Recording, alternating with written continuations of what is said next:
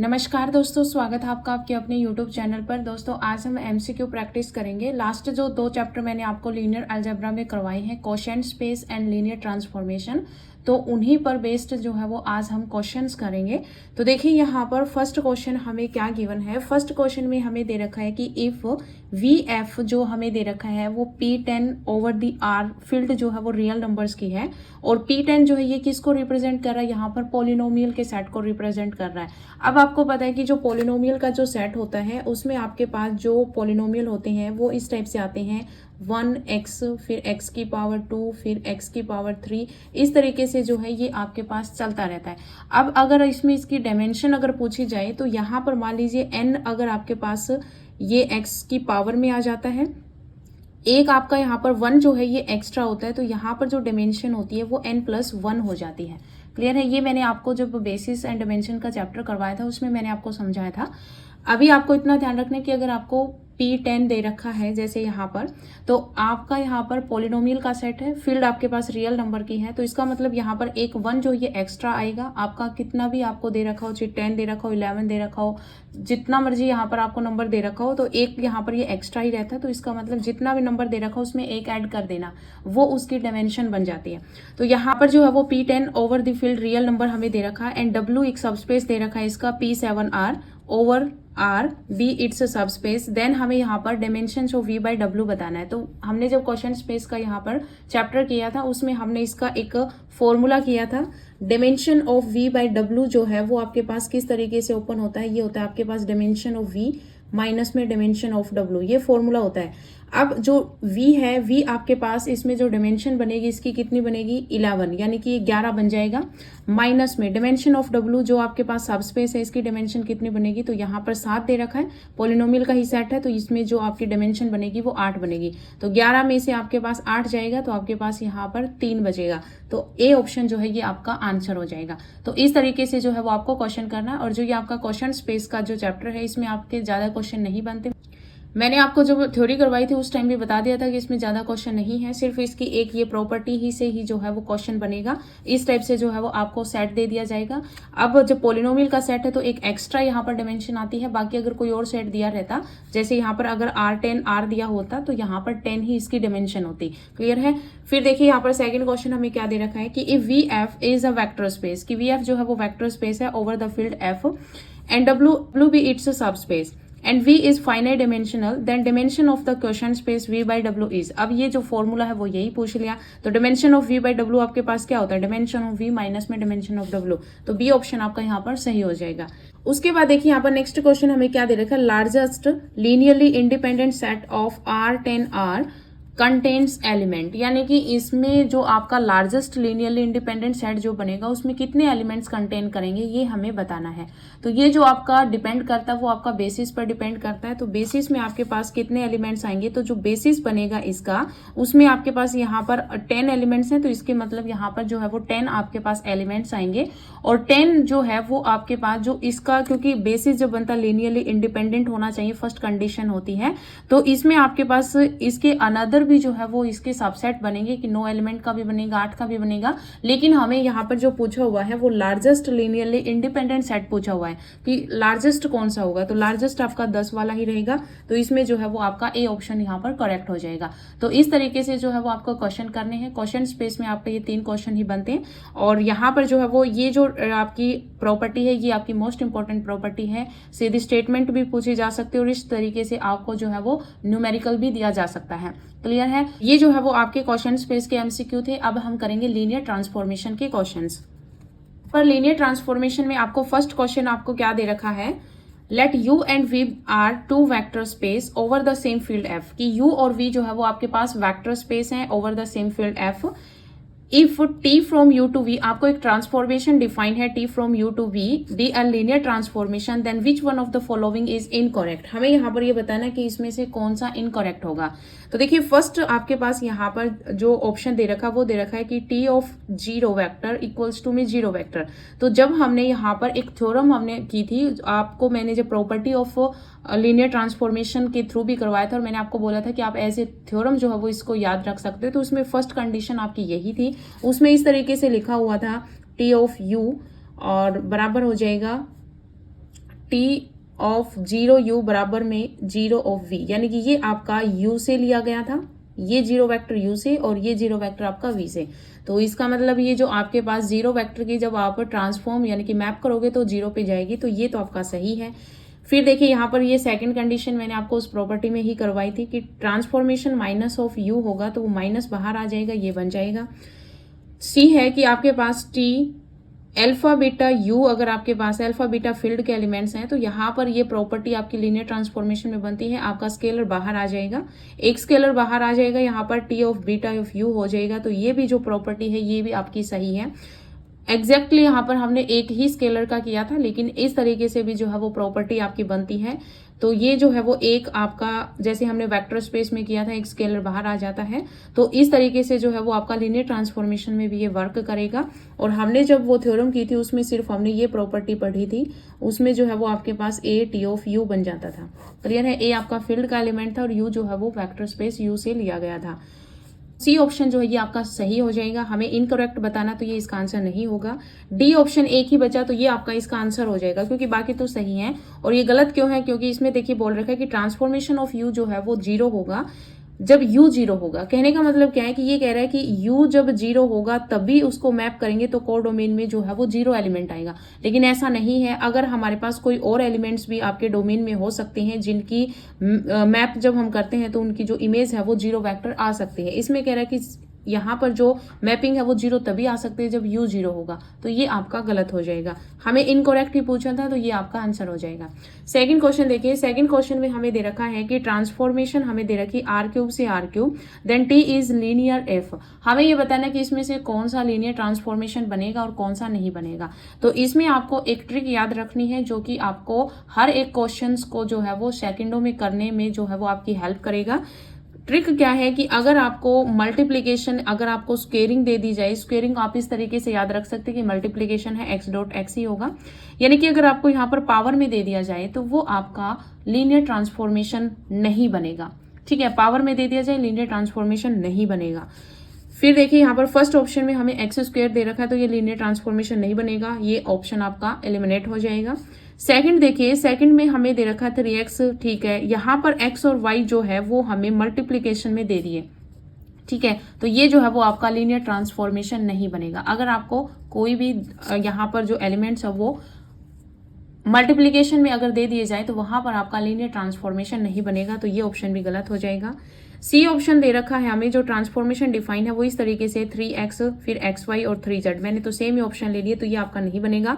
Fourth देखिए, fourth में हमें दे रखा है ट्रांसफॉर्मेशन हमें इस तरीके से डिफाइन है कि x प्लस z फिर y माइनस में 3x और फिर 2z, तो ये आपका लीनियर ट्रांसफॉर्मेशन बनेगा। तो इस तरीके से जो है वो आपको याद रखना है। अगर आपको पावर में दे दिया जाए तो लीनियर ट्रांसफॉर्मेशन नहीं होगा, मल्टीप्लीकेशन में दे दिया जाए तो लीनियर ट्रांसफॉर्मेशन नहीं होगा, अगर मॉडुलस में कोई दे दिया जाए तो वहां पर आपका लीनियर ट्रांसफॉर्मेशन नहीं बनेगा। और जो है वो आपको मान लीजिए एक, जैसे यहाँ पर ये वेक्टर एक्स वाई जेड, ये वेक्टर का काम करे, इसके साथ अगर कोई स्केलर ऐड प्लस अगर इस तरीके से दे दिया जाए तो वो भी आपका लीनियर ट्रांसफॉर्मेशन नहीं बनेगा। क्लियर है? बाकी आपका यहाँ पर लीनियर ट्रांसफॉर्मेशन बन जाएंगे। क्लियर है? थर्ड क्वेश्चन देखिए, हमें क्या गिवन है कि लेट टी ट्रांसफॉर्मेशन हमें डिफाइन है r² से r² such that T of 1 2, यानी कि आपके पास ये जो 1 2 की जो ट्रांसफॉर्मेशन मैप हमने किया तो ये जो वैल्यू है 2 3 आ रही है, ट्रांसफॉर्मेशन ऑफ 0 1 जो है वो 1 4 वैल्यू दे रहा है। देन हमें बताना है कि ये आपका क्या बनेगा, लीनियर बनेगा या नहीं बनेगा। तो देखिए ये जो है वो आपको चेक करने के लिए आपको क्या करना होता है, जो आपके पास यहाँ पर जैसे ये जो है वो u, क्योंकि ट्रांसफॉर्मेशन जब हम लगाते हैं टी ऑफ यू तो ये जो आता है ये आपका डोमेन का एलिमेंट होता है। क्लियर है? तो ये जो u है, ये जो u है आपको जो ट्रांसफॉर्मेशन में जो दे रखा होता है, जैसे 1 2 दे रखा है, यहाँ पर ये 0 1 दे रखा है, तो इनका जो है वो आप डिटर्मिनेंट निकाल लो।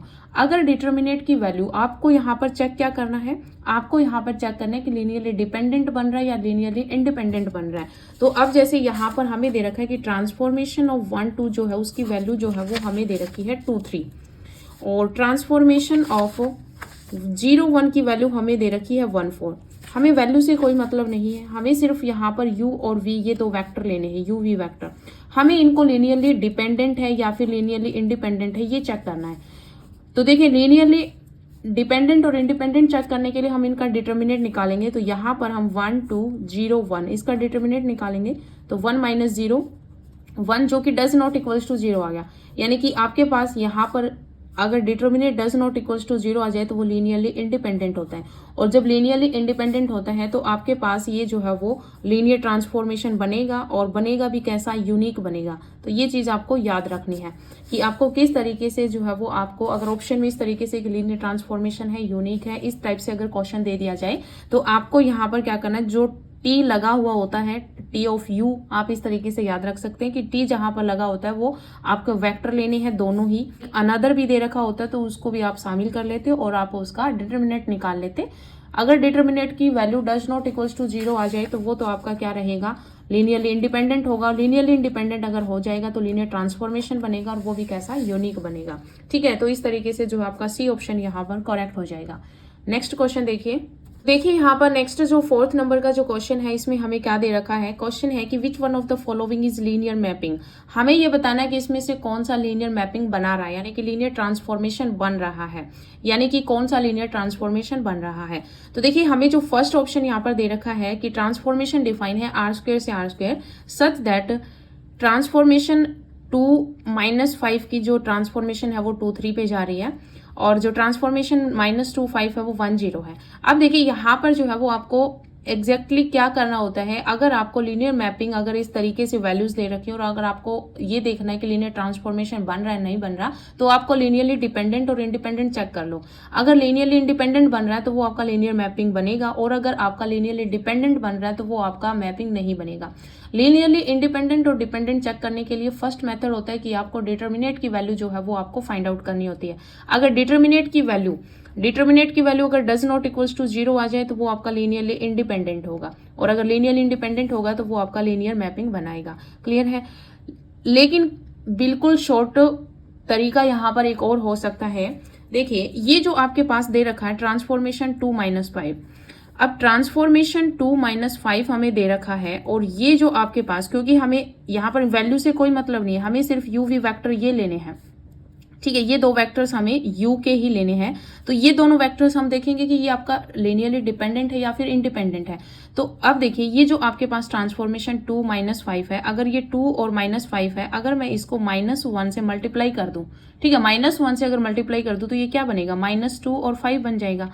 इसका मतलब क्या है कि इसमें से एक वेक्टर जो है वो दूसरे के स्केलर मल्टीपल में लिखा जा रहा है। तो अगर एक वेक्टर दूसरे के स्केलर मल्टीपल में लिखा जा रहा है तो वो आपका लीनियरली डिपेंडेंट होता है। ये हमने प्रॉपर्टी की थी जब हमने लीनियरली इंडिपेंडेंट और डिपेंडेंट की प्रॉपर्टीज की थी, उसमें हमने एक प्रॉपर्टी पढ़ी थी कि अगर आपके पास कोई एक वेक्टर जो है दूसरे वेक्टर के स्केलर मल्टीपल में लिखा जा रहा है तो वो लीनियरली डिपेंडेंट होते हैं। क्लियर है। सेकंड ऑप्शन देखिए, सेकंड में हमें दे रखा है ट्रांसफॉर्मेशन r³ से r³ सच दैट, हमें ये ट्रांसफॉर्मेशंस दे रखी हैं। तो इसमें आप क्या करोगे, आप डिटर्मिनेंट निकालो। अगर आपको कुछ भी ध्यान ना रहे तो डिटर्मिनेंट निकालो। तो यहाँ पर देखिए 1 2 3 और फिर आपके पास ये आएगा 0 4 -2 और फिर आपके पास आएगा 1 6 1। क्लियर है। आपकी मर्जी है, आप किसी तरीके से भी लिख सकते हो इसको, ये रो बनाकर भी लिख सकते हो, आप कॉलम बना के भी लिख सकते हो, आपकी मर्जी है। अब देखिए यहाँ पर ये हम जो है वो कॉलम को एक्सपेंड कर लेते हैं। पहले 1 को करेंगे तो आपके पास क्या आएगा 4 और प्लस में 12, फिर ये 0 बन जाएगा, मल्टीप्लाई में जो मर्जी हो। फिर यहाँ पर +1 को हम करेंगे तो इस 1 को एक्सपेंड करेंगे तो -4 -12। क्लियर है। तो ये आपके पास देखिए +4 -4 प्लस माइनस, तो ये आपके पास 0 आ जाएगा। तो ये भी क्या हो जाएगा, लीनियरली डिपेंडेंट हो जाएगा। क्लियर है। फिर ये आपका लीनियरली डिपेंडेंट हो गया तो ये भी आपका ऑप्शन नहीं होगा। तो दोनों ही ये लीनियरली डिपेंडेंट हो गए तो ये आपके आंसर नहीं बनेंगे। फिर देखिए सी है ऑप्शन हमें दे रखा है कि r² से r² such that t of 1 1 की जो इमेज है वो 2 0 जा रही है और t 2 2 की इमेज ये जा रही है। अब देखिए यहाँ पर 1 1 को जब अगर मैं 2 से मल्टीप्लाई करूँ, ठीक है, 1 1 जो दे रखा है इसको 2 से मल्टीप्लाई करूँ 2 2, तो एक वेक्टर जो वो दूसरे के स्केलर मल्टीपल में लिखा जा रहा है तो ये भी आपका लीनियरली डिपेंडेंट होगा। तो एक ही ऑप्शन यहाँ पर बचा तो ये आपका आंसर हो जाएगा। आप चेक भी कर सकते हो। तो देखिए यहाँ पर 3 2 और 1 1, तो इसका आपको यहाँ पर डिटर्मिनेंट निकालना है। तो 3 माइनस में 2 1 आएगा जो कि डज नॉट इक्वल्स टू 0 है, तो ये लीनियरली इंडिपेंडेंट होगा। तो ये आपका आंसर जो है वो सही हो जाएगा।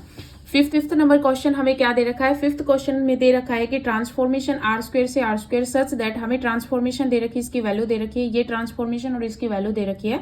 देन हमें यहाँ पर एक जनरल ट्रांसफॉर्मेशन बतानी है कि उसकी वैल्यू क्या आएगी। तो इस टाइप के क्वेश्चन जो है वो पूछ लिए जाते हैं। तो देखिए आप क्वेश्चन किस तरीके से करोगे। आपको क्या पता है कि देखिए अगर ये लीनियर ट्रांसफॉर्मेशन है तो इसका मतलब ये लीनियर कॉम्बिनेशन में लिखा जाएगा। तो यहाँ पर जो है वो आपके पास एक जनरल हम ले लेते हैं एक्स वाई, इसको हम लीनियर कॉम्बिनेशन में लिख सकते हैं अल्फा 1 2, आपको वेक्टर यही लेने हैं, प्लस में बीटा 0 1। आप मल्टीप्लाई करो, अंदर अल्फा 2 अल्फा हो जाएगा, प्लस में ये आपके पास जो है 0 और बीटा बन जाएगा। ऐड करोगे तो अल्फा और ये बनेगा 2 अल्फा प्लस में बीटा। कॉरोस्पॉन्डिंग कोऑर्डिनेट्स को आप कंपेयर करोगे तो x जो है वो अल्फा के इक्वल आ जाएगा और y जो है वो 2 अल्फा प्लस बीटा के इक्वल आ जाएगा। यहाँ से अल्फा की वैल्यू x पुट कर दो तो y इज इक्वल्स टू में आ जाएगा 2x प्लस में बीटा। यहाँ से बीटा की वैल्यू निकालो, क्या निकलेगी, y माइनस में 2x। तो यहाँ पर बीटा की वैल्यू आ गई, यहाँ से अल्फा की वैल्यू आ गई। यहाँ पर अगेन जो है वो दोबारा इनको अल्फा और बीटा की वैल्यू जो यहाँ पर रिप्लेस कर दो। तो आपके पास क्या बनेगा, देखिए x y इक्वल्स टू, आपके पास क्या बनेगा, अल्फा की वैल्यू क्या है x 1 2 प्लस में बीटा की वैल्यू क्या है y माइनस में 2x 0 1। दोनों साइड ट्रांसफॉर्मेशन लगा दो तो transformation x y equals to में, यहाँ पर ट्रांसफॉर्मेशन नहीं लगेगी, x इंटू में ट्रांसफॉर्मेशन ऑफ 1 2 प्लस में y माइनस में 2x transformation of 0 1। Transformation of 1 2 की वैल्यू हमें क्वेश्चन में क्या दे रखी है 2 3, तो x ये आ जाएगा 2 3 प्लस में y माइनस में 2x, ट्रांसफॉर्मेशन ऑफ 0 1 की वैल्यू क्या है 1 4, तो ये आ जाएगा 1 4। अब देखिए यहाँ पर ये बनेगा 2x 3x, यहाँ से y माइनस में 2x और 4 से मल्टीप्लाई करोगे 4y माइनस में 8x, इसकी मल्टीप्लाई पहले 1 से फिर 4 से, ये आपके पास जो है वो एलिमेंट्स बन जाएंगे, ये प्लस में ये, क्लियर है। अब देखिए इसको इसके साथ ऐड करेंगे तो 2x प्लस में y माइनस में 2x, x कोऑर्डिनेट को x के साथ ऐड किया है और y को y के साथ ऐड करेंगे। यहाँ से 2x से 2x कैंसिल हो जाएगा, क्या बचेगा y। यहाँ पर देखो 3x में से 8 जाएगा तो माइनस 5x प्लस में 4y, तो आपके पास ट्रांसफॉर्मेशन ऑफ एक्स वाई की जो वैल्यू है वो क्या जाएगी y minus 5x plus 4y। तो ये जो आपका ए ऑप्शन है वो आपको दे रखा है, तो ये आपका आंसर हो जाएगा। तो इस तरीके से जो है वो आपको क्वेश्चंस करने हैं। तो ये इस टाइप का जो क्वेश्चन है वो कई बार पूछा गया है, तो आप जो है ये अच्छे तरीके से कर लेना। तो आज इस वीडियो में इतना ही, मिलते हैं नई वीडियो के साथ, धन्यवाद।